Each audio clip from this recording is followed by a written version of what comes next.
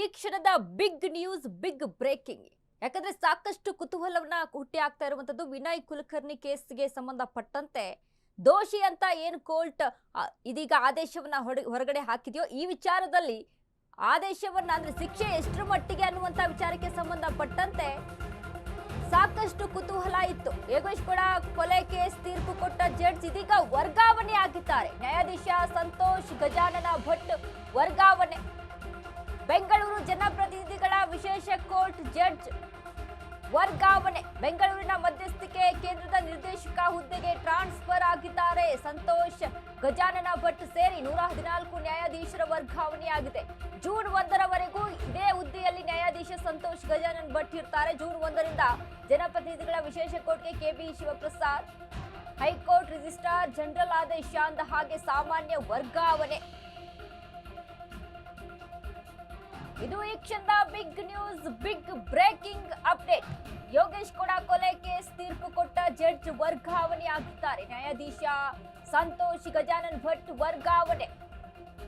ಬೆಂಗಳೂರು ಜನಪ್ರತಿನಿಧಿಗಳ ವಿಶೇಷ court judge ಇವರು ಬೆಂಗಳೂರಿನ ಮಧ್ಯಸ್ಥಿಕೆ ಕೇಂದ್ರದ ನಿರ್ದೇಶಕ ಹುದ್ದೆಗೆ ಟ್ರಾನ್ಸ್ಫರ್ ಆಗಿದ್ದಾರೆ.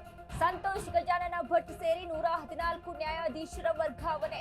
ಜೂನ್ 1ರವರೆಗೂ ಇದೇ ಹುದ್ದೆಯಲ್ಲಿ ನ್ಯಾಯಾಧೀಶ ಸಂತೋಷ್ ಗಜಾನನ್ ಇರ್ತಾರೆ. ಜೂನ್ 1ರ ಜನಪ್ರತಿನಿಧಿಗಳ ವಿಶೇಷ ಕೋರ್ಟ್ಗೆ ಕೆಬಿ ಶಿವಪ್ರಸಾದ್ ಹೊಸ ಜಡ್ಜ್, ಹೈಕೋರ್ಟ್ ರಿಜಿಸ್ಟ್ರಾರ್ ಜನರಲ್ ಆದೇಶ ಅಂತ ಹಾಗೆ ಇದು ಸಾಮಾನ್ಯ ವರ್ಗಾವಣೆ.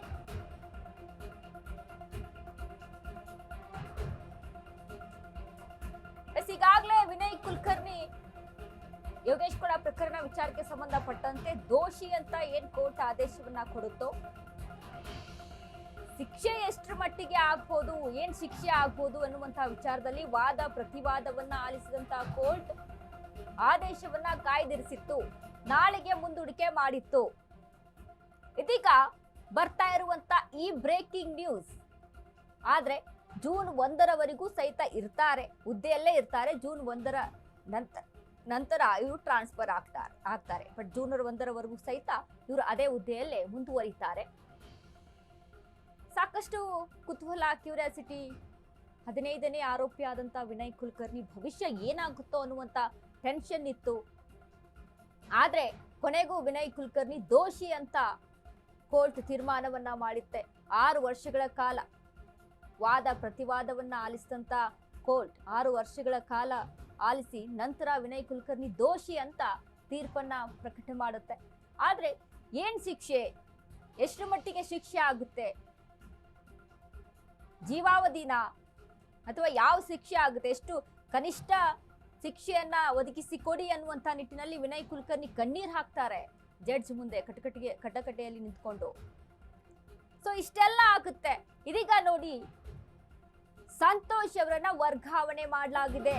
ಜನಪ್ರತಿನಿಧಿಗಳ ನ್ಯಾಯಾಧೀಶ, ಕೋರ್ಟ್ ನ್ಯಾಯಾಧೀಶ, ರಾಜಕಾರಣಿಗಳಿಗೆ ನಡುಕ ಹುಟ್ಟಿಸಿದ ನ್ಯಾಯಾಧೀಶ ಸಂತೋಷ್ ಗಜಾನನ್ ಭಟ್, ಹೈ ಪ್ರೊಫೈಲ್ ಪ್ರಕರಣಗಳಿಗೆ ತೀರ್ಪು ನೀಡಿದ ಸಂತೋಷ್ ಗಜಾನನ್ ಭಟ್, ಪ್ರಜ್ವಲ್ ರೇವಣ್ಣ ಪ್ರಕರಣದಲ್ಲಿ ತೀರ್ಪು ನೀಡಿದ ಸಂತೋಷ್ ಗಜಾನನ್ ಭಟ್, ಬೆಲೆಕೆರೆ ಪ್ರಕರಣದಲ್ಲಿ ಶಾಸಕ ಸತೀಶ್ ಶೈಲಿಗೆ ಶಿಕ್ಷೆ ಕೊಟ್ಟಿದ್ದ ಜಡ್ಜ್, ಯೋಗೇಶ್ ಕೂಡ ಕೊಲೆ ಕೇಸಲ್ಲಿ ವಿನಯ್ ಕುಲಕರ್ಣಿ ದೋಷಿ ಎಂದು ತೀರ್ಪು. ಕಳೆದ 3-4 ವರ್ಷದಿಂದ ಜನಪ್ರತಿನಿಧಿಗಳ ವಿಶೇಷ ಕೋರ್ಟ್ ಜಡ್ಜ್ ಆಗಿದ್ದ ಭಟ್ ಜೂನ್ 1ರಿಂದ ಜನಪ್ರತಿನಿಧಿಗಳ ವಿಶೇಷ ಕೋರ್ಟ್ಗೆ ಕೆಬಿ ಶಿವಪ್ರಸಾದ್ ಹೊಸ ಜಡ್ಜ್ ಆಗಿ ನೇಮಕ ಆಗ್ತಾರೆ.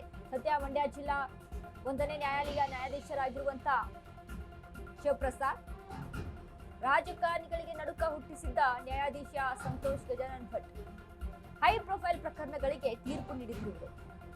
ಪ್ರಜ್ವಲ್ ರೇವಣ್ಣ ಪ್ರಕರಣ, ಯೋಗೇಶ್ ಕೂಡ ಪ್ರಕರಣ, ಸತೀಶ್ ಶೈಲ್ ಪ್ರಕರಣ ವಿಚಾರಕ್ಕೆ ಸಂಬಂಧಪಟ್ಟಂತೆ ಅಂದ್ರೆ ದೊಡ್ಡ ದೊಡ್ಡ ಕೇಸ್ಗಳು ಯಾವ ರಾಜಕೀಯವಾಗಿ ಅಥವಾ ಎಲ್ಲಾ ರೀತಿಯಾದಂತ ಚರ್ಚೆಗೆ ಗ್ರಾಸವಾಗಿತ್ತೋ, ಸಾಕಷ್ಟು ಹೈ ಪ್ರೊಫೈಲ್ ಕೇಸ್ಗಳಾಗಿತ್ತು, ಅವೆಲ್ಲದಕ್ಕೂ ಕೂಡ ತೀರ್ಪನ್ನ ಒದಗಿಸಿದಂತ ಜಡ್ಜ್ ಇವರು ಸಂತೋಷ್ ಗಜಾನನ್ ಭಟ್.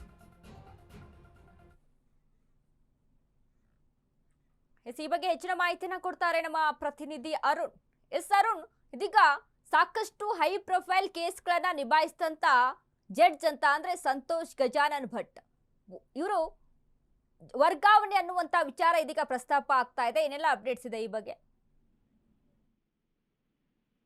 ವನಿತಾ ಏನಂದ್ರೆ ಇದೀಗ ತಾನೇ ಒಂದು ಹೈಕೋರ್ಟ್ ರಿಜಿಸ್ಟ್ರಾರ್ ಜನರಲ್ ಅವರು 114 ಜಡ್ಜ್ಗಳು ಸೇರಿದಂತೆ ಅವರನ್ನ ವರ್ಗಾವಣೆ ಮಾಡಿರುವಂತದ್ದು. ಅದರಲ್ಲಿ ಪ್ರಮುಖವಾಗಿ ಸಂತೋಷ್ ಗಜನನ ಭಟ್ ಅವರ ಹೆಸರು ಸಹ ಇರುವಂತದ್ದು. ಯಾಕಂದ್ರೆ ಸಂತೋಷ್ ಗಜನನ ಭಟ್ ಅವರು ಜನಪ್ರತಿನಿಧಿಗಳ ವಿಶೇಷ ನ್ಯಾಯಾಲಯದ ನ್ಯಾಯಾಧೀಶರಾಗಿ ಕಳೆದ 3 ವರ್ಷಗಳಿಂದ ಕೆಲಸವನ್ನ ಮಾಡ್ತಾ ಇರ್ತಾರೆ. ಸೊ ಹಾಗಾಗಿ ಏನು ಸಾಮಾನ್ಯ ವರ್ಗಾವಣೆಯಂತೆ ಅವರನ್ನು ಸಹ ವರ್ಗಾವಣೆ ಮಾಡಿರುವಂತದ್ದು. ಯಾಕಂದ್ರೆ 114 ಜನರನ್ನ ಬೇರೆ ಬೇರೆ ಜಿಲ್ಲೆಗಳಿಂದ ವರ್ಗಾವಣೆ ಮಾಡಿರುವಂತದ್ದು. ಬೆಂಗಳೂರಿನಲ್ಲಿ ಸಹ ಏನು ವರ್ಗಾವಣೆ ಮಾಡಿರುವಂತದ್ದು. ಇದೀಗ ಸಂತೋಷ್ ಗಜನನ ಭಟ್ ಅವರನ್ನ ಬೆಂಗಳೂರು ಮಧ್ಯಸ್ಥಿಕೆ ಕೇಂದ್ರದ ನಿರ್ದೇಶಕರಾಗಿ ವರ್ಗಾವಣೆ ಮಾಡಿರುವಂತದ್ದು. ಅಂದ್ರೆ ಮೇ 31ನೇ ತಾರೀಕುವರೆಗೂ ಅವರು ಜನಪ್ರತಿನಿಧಿಗಳ ವಿಶೇಷ ನ್ಯಾಯಾಲಯದ ನ್ಯಾಯಾಧೀಶರಾಗಿ ಕಾರ್ಯವನ್ನ ನಿರ್ವಹಣೆ ಮಾಡ್ತಾರೆ. ಅಂದ್ರೆ ಇನ್ನೊಂದು ಒಂದು ತಿಂಗಳು ಮಾತ್ರ ಅವರು ಕೆಲಸವನ್ನ ಮಾಡ್ತಾರೆ ಜನಪ್ರತಿನಿಧಿಗಳ ವಿಶೇಷ ನ್ಯಾಯಾಲಯದ ನ್ಯಾಯಾಧೀಶರಾಗಿ.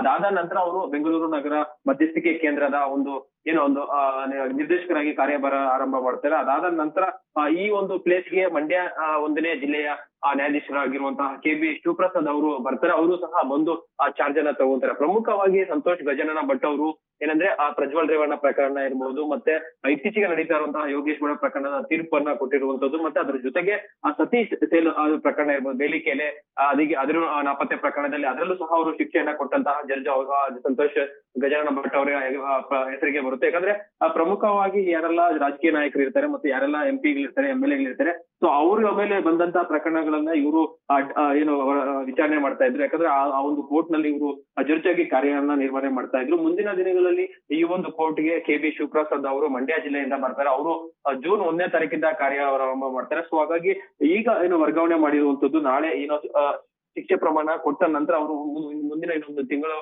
ಕಾಲಮಟ್ಟ ಅವರು ವರ್ಗಾವಣೆ ಅಂದ್ರೆ ಈ ಒಂದು ಪ್ಲೇಸ್ ಅಲ್ಲಿ ಕಾರ್ಯವನ್ನ ಮಾಡ್ತಾರೆ. ಅದಾದ ನಂತರ ಅವರು ಬೆಂಗಳೂರು ನಗರ ಮಧ್ಯಸ್ಥಿಕೆ ಕೇಂದ್ರದ ನಿರ್ದೇಶಕರಾಗಿ ಕಾರ್ಯವನ್ನ ಮಾಡ್ತಾ ಇರುವಂತದ್ದು. ವನಿತಾ, ಥ್ಯಾಂಕ್ ಯು ಅರುಣ್, ನಿಮ್ಮೆಲ್ಲ ಅಪ್ಡೇಟ್ಸ್ಗೆ.